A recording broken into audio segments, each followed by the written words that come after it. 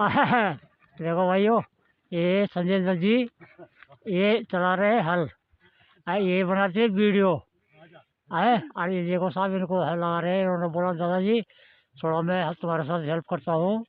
और ये हमारे मिसिस, अरे भाई हमारा संजय है, नाती जी हमारा ये, और ये हल लगा रहे हैं। इन्होंने बोला जरा मेरी वीडियो बनाओ, तो हमने इनका वीडियो शेयर किया है।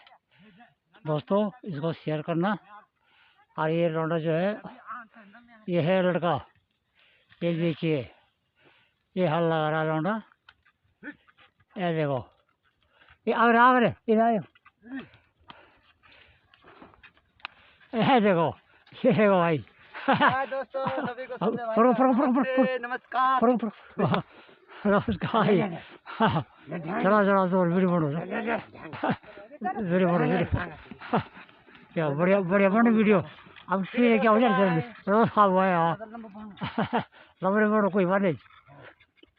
मेरे साथ तो फोटो पड़े आ गया काट काट ही ना।